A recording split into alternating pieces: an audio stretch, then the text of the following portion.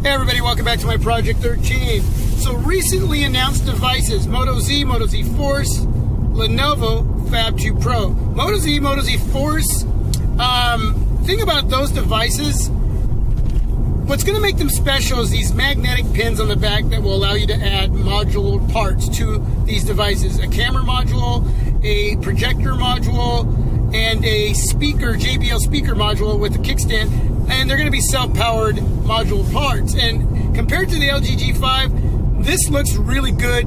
And I think that this is really going to take off because they're allowing other developers to make modular parts for these devices. So it just won't be a Lenovo thing. You're going to have third-party options, which is really cool. Bad thing is it's aimed towards Verizon right off the bat in August, and sometime after September or during September, early fall, then we will have the unlocked variant. So we're going to have to wait.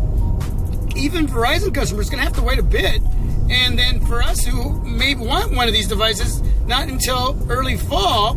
And by then you have the Note 7, you have the iPhone 7, and other devices come out, which can take away the attention off these devices. So was it a good idea to announce them this early? Maybe wait a little bit or allow us to pick up these devices a lot sooner? I don't know, but that's what they did. And then I don't even have the full price. It should be under $500 for all three, the Moto Z, Moto Z Force, and the Lenovo PHAB 2 Pro.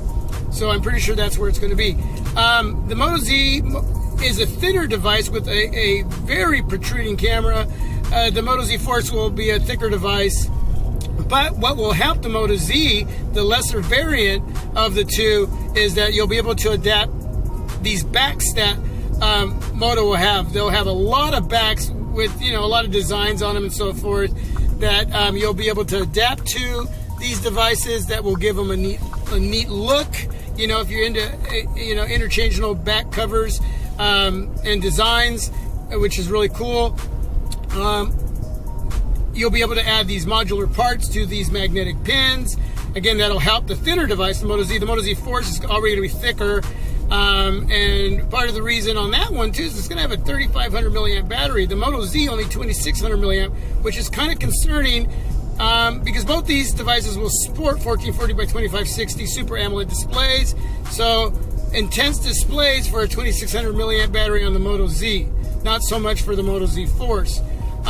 They both will have fingerprint sensors. They both will not have a 3.5 millimeter headphone jack.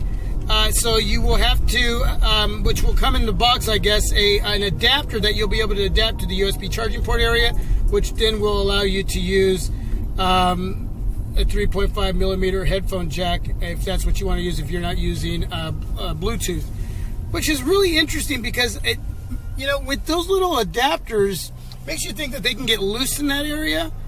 I don't know. I'm starting to get into Bluetooth, so I'm not too concerned about something like that. What else? What other similarities? I mentioned fingerprint sensor and 5.5 inch Super AMOLED displays. So, obviously difference in battery.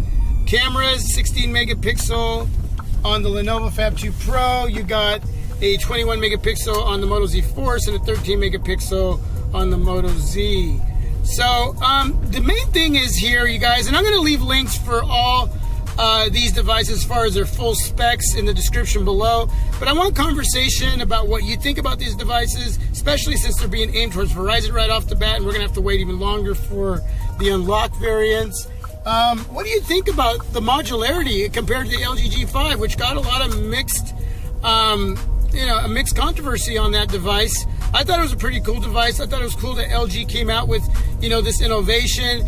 And even though there was mixed results with that specific device, it was still a powerhouse device underneath the hood and a wonderful camera on the LG G5. But as far as modularity, I'm thinking the Moto lineup is really something, to be intrigued with, especially with developers outside of Lenovo, third-party developers being able to create other modularity parts for these devices. Really cool. So again, let me know what you think.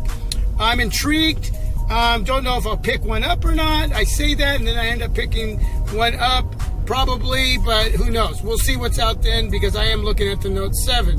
So before I go off track here, Lenovo PHAB 2 Pro, what am I intrigued with that device? Well, number one, it's going to be sold at Lowe's. What? Yeah, Lowe's.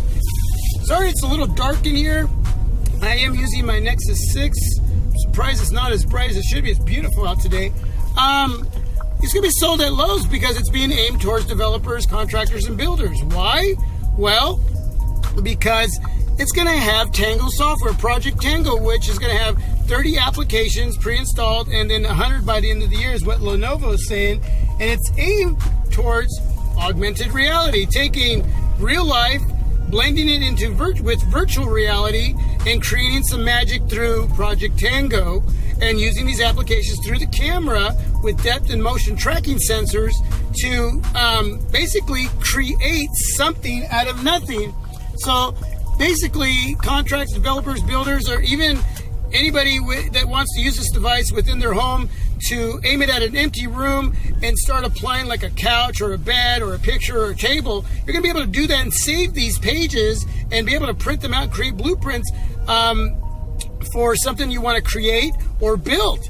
And that's what they're going to do with this augmented reality on this device. So I find it very interesting that now, you know, what started out as just something fun is now going to become practical.